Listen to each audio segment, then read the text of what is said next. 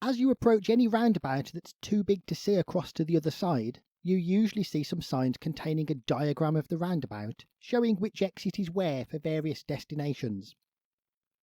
They come in different shapes, sizes and colours, so in this video let's demystify them so you can use them to your advantage. Firstly, let's look at the colours of the signs. There are 4 base colours: white, green, blue and brown. You'll find white signs with black writing along local roads, sometimes called secondary routes. These generally have a road number beginning with the letter B, possibly an A if it's a fairly quiet local road, or they have no number at all. And as a geeky fact, B roads always have 4 digits. Primary routes are on a green background. The place names are in white and the road numbers are in yellow. These are generally busier roads. Motorways are on a blue background with white writing. Note that it's rare to see a roundabout sign in blue because you generally don't find roundabouts on motorways, but they do exist. An example is the M50 and M5 interchange, where there are motorway services serving both motorways. Finally, brown signs with white writing are used to give directions to popular tourist attractions.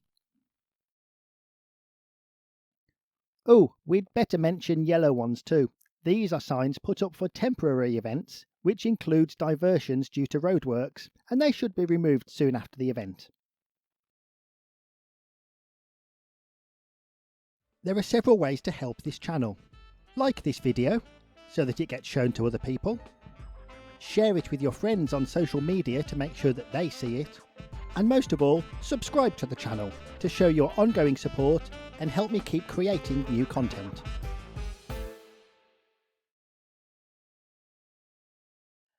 Then we get combinations of those different colours when different road types meet at a junction such as a roundabout. The new road type is always shown in a small box with its own background colour. In this example, you're currently on a green primary route, but the first exit is a motorway, and the third exit is a secondary or local route.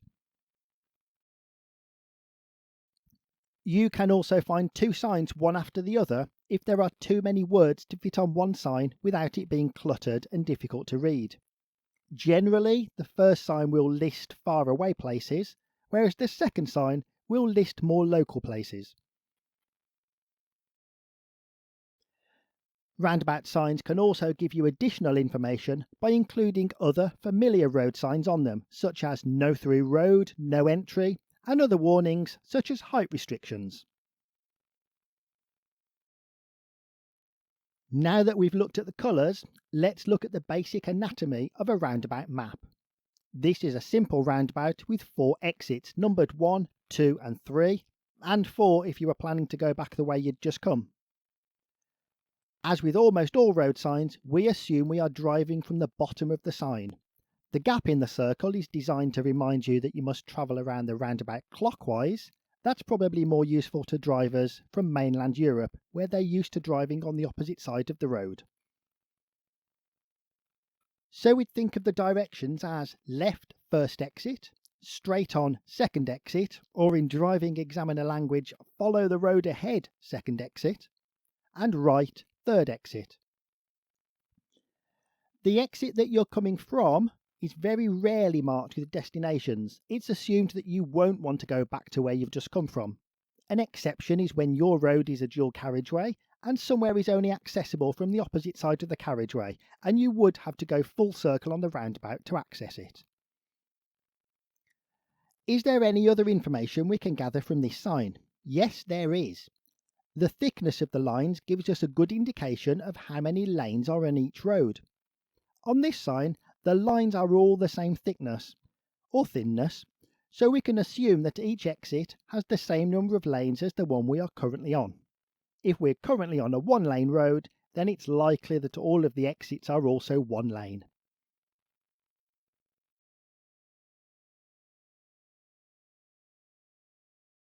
In this example, our entry road, along with the second and third exits, are all thick, with the first exit being thin. This suggests that the road to Crinkley Bottom is a one-lane road, whereas the road ahead and the road to Crumbleton are both two-lane roads, probably dual carriageways. How does that information help us? Well, it suggests that if we were going ahead second exit, then we're going from a two-lane road to another two-lane road, and we can probably use the left or the right lane to go ahead. You'll need to check the road markings to be sure, but as you can see the road signs much sooner than the road markings, you'll be able to make a good guess well in advance.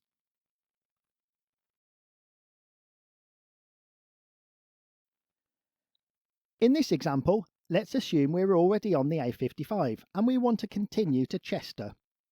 As the road number is the same as we're already on, we can see that it's a two-lane road to a two-lane road. We can use either lane and treat it as straight on, even though the second exit is more towards the 1 o'clock position. If you're currently thinking about how that goes against the 12 o'clock rule, then here's an important announcement. The 12 o'clock rule does not exist. It's not in the highway code, it's not in driving the essential skills, it's just something that driving instructors made up as a guideline for small roundabouts.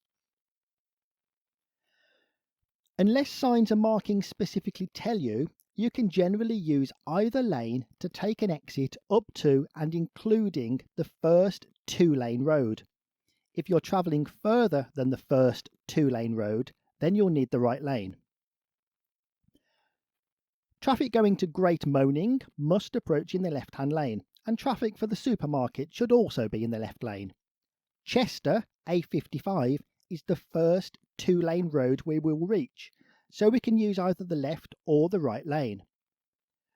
We cannot go any further than Chester exit in the left lane because traffic in the right lane might be going down the Chester exit and we'd get tangled up, probably with some swearing and cursing from other drivers. But here's another important point. The highway code does say that horse riders and cyclists might stick to the left lane to reach any exit, so you must watch out for them and be prepared to give way. Whinging Moor is after the first two-lane road, so you must use the right lane to reach it.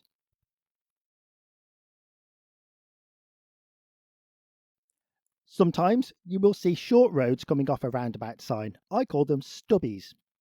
On a circular roundabout like this, they indicate an exit that you could go down, but it's an insignificant road, such as a driveway to a farm or service road to somewhere that only a handful of people would need to go to. But we do include them in the number of the exits. So here, Scrabbleton is left second exit and Zrqui is right fifth exit. But the rules are different on an elongated roundabout sign. Some people call these flat-sided roundabouts or ovalabouts. Flat-sided roundabouts are generally used on busy junctions. It could be that the road you were on was grade separated.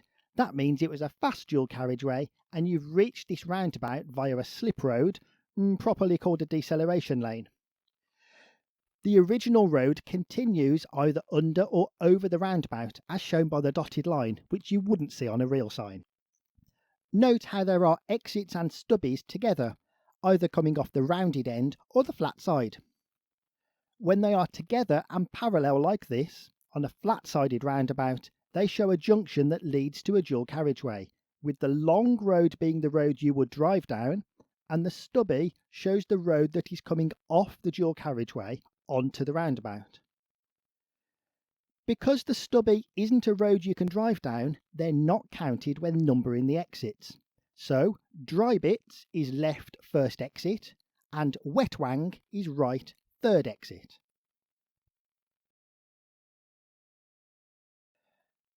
If you went ahead second exit, you'd end up back on the road you just came off.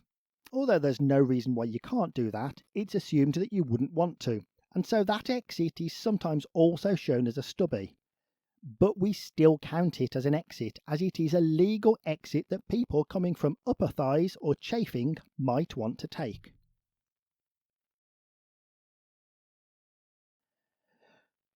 When the flat-sided sign is tipped over at an odd angle like this, the rules are the same.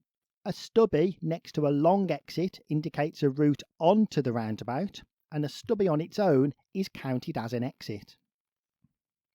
Spacing out the exits along different sides of the diagram to make more room helps to tell you what to consider a left turn, what to consider straight on, and what to consider a right turn.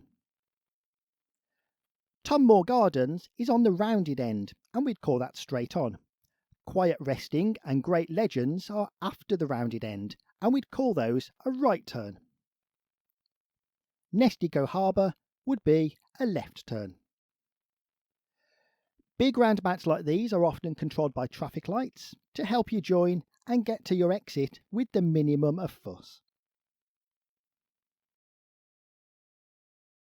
When you see a line like this joining to the first exit, it shows that you don't need to use the roundabout to take the first exit. That's a slip road that lets you head towards west merging. Watch out though, at the end of it, you might need to give way or merge.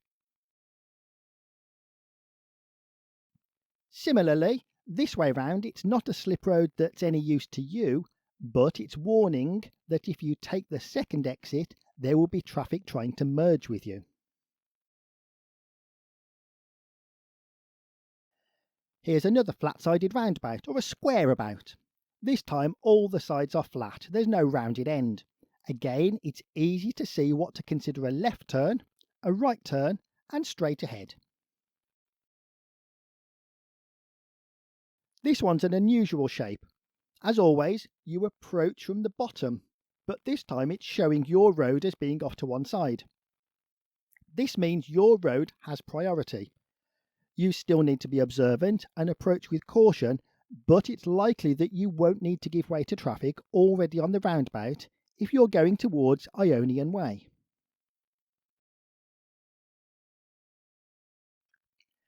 And while you're here, let's just look at a few other direction signs, but not necessarily roundabouts.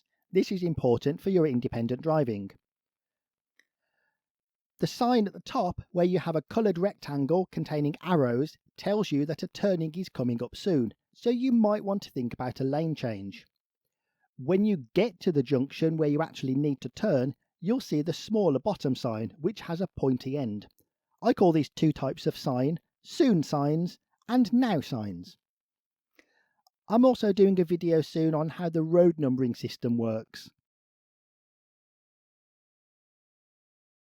So I hope that's been useful to you, especially for your independent driving, and I look forward to seeing you on another video very soon.